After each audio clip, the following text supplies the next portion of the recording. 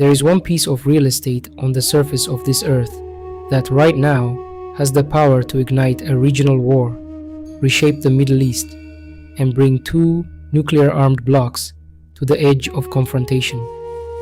It is not a military base. It is not an oil field. It is 37 acres of stone, marble, and memory, sitting on top of a hill in the middle of Jerusalem. Today, we are going to explore Al-Aqsa Mosque.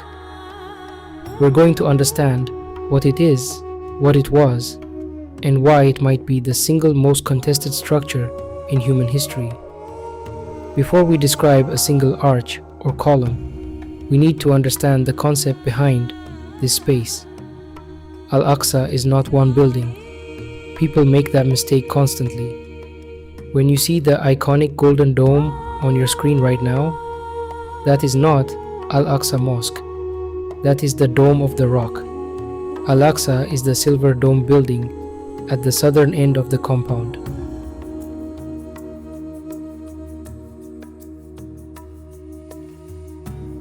The entire platform is called the Haram al-Sharif, in Arabic, the noble sanctuary. In Jewish tradition, the same platform is the Temple Mount, Har HaBayit. The compound covers roughly 37 acres, or about 144,000 square meters.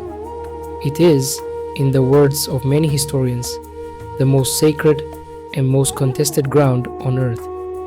The conceptual idea behind the whole space is an elevated sacred enclosure, what architects call a temenos in the Greek tradition, a platform deliberately separated from the city around it, elevated above daily life, signaling that what happens here operates on a different level than ordinary human existence.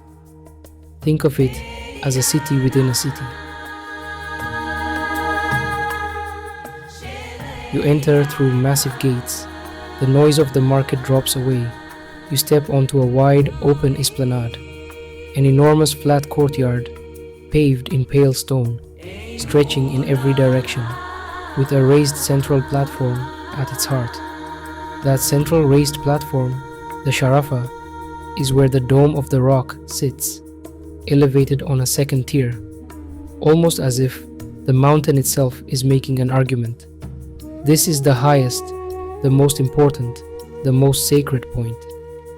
Al-Aqsa Mosque, the actual mosque building, is a wide, low structure. It is a hypo-style hall, which means a roof supported by many interior columns, arranged in rows. The current structure is roughly 83 meters wide and 55 meters deep.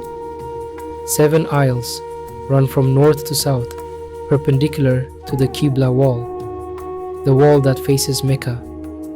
The prayer hall can accommodate up to 5,000 worshippers inside, and on major occasions, like Friday prayer during Ramadan, hundreds of thousands fill the compound outdoors. The roof is a mixture of flat sections and a central nave with a slightly elevated wooden ceiling. The silver dome you see from the outside sits over the central nave and is constructed of lead sheeting over a wooden substructure, which is why it looks dull and grey compared to the golden shimmer of the Dome of the Rock next to it. Now, the Dome of the Rock. This is structurally one of the oldest surviving works of Islamic architecture in the world, completed in 691 CE. Its structural logic is perfect and deliberate. At the center, the sacred rock, a massive exposed stone outcrop. Around it, a double octagonal ambulatory, essentially 2 concentric walkways separated by columns, and above it, the famous dome. That dome is a double shell structure. An inner dome of wood and plaster creates the soaring visual effect inside. An outer dome of aluminum bronze alloy restored in the 1990s and coated in gold by King Hussein of Jordan catches the light and is visible from miles away. The dome sits on a circular drum, pierced by 16 stained glass windows, which flood the interior with colored light. The walls of the octagonal base are clad in tiles, vivid blues, greens, and whites, that were added in the 16th century during Ottoman rule under Suleiman the Magnificent, replacing earlier Byzantine mosaic tiles. The columns inside the dome of the rock are not all the same. Many were repurposed, spolia, from earlier Byzantine and even Roman structures. You can see this in the varied capitals at the tops of the columns. The reuse is intentional. It is a material statement that this sacred tradition supersedes what came before.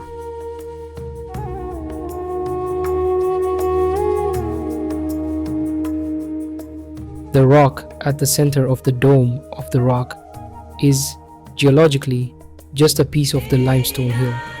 But in terms of religious memory, it is one of the most loaded objects on earth. For Jews, this is Mount Moriah, where, according to the Torah, Abraham came to sacrifice his son, Isaac.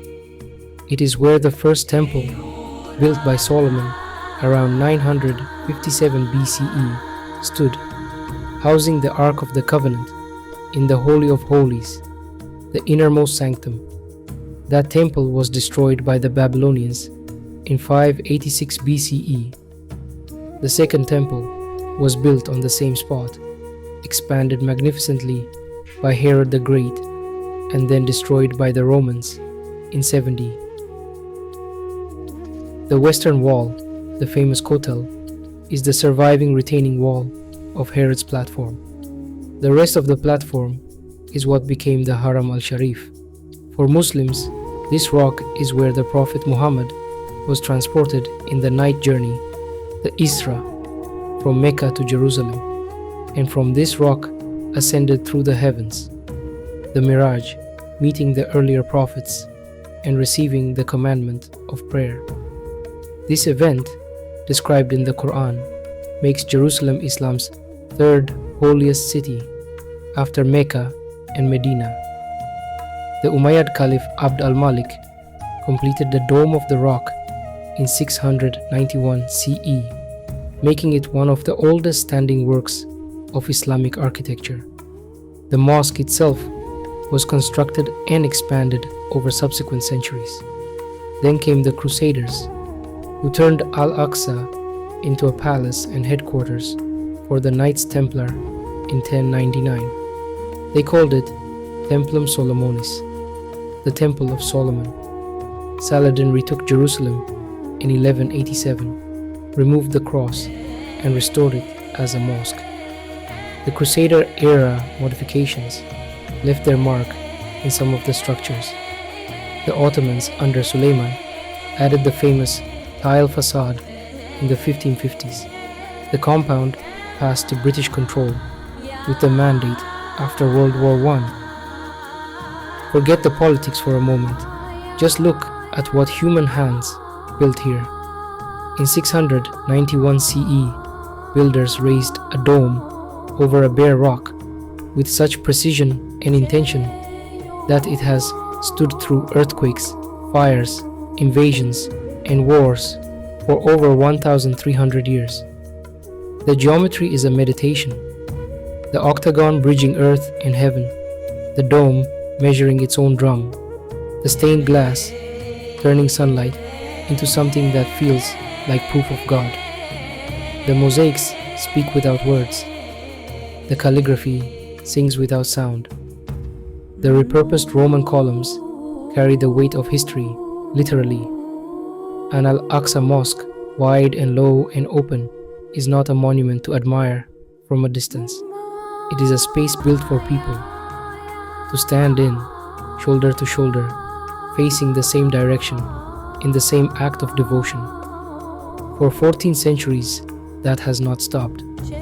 Whatever the future holds for this place politically, what cannot be taken from it is what it already is, one of the most breathtaking achievements of human architecture and spirit ever built.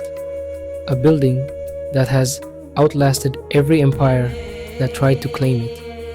And perhaps that is the most honest thing we can say about Al-Aqsa. It was built as an act of beauty. It endures as an act of hope.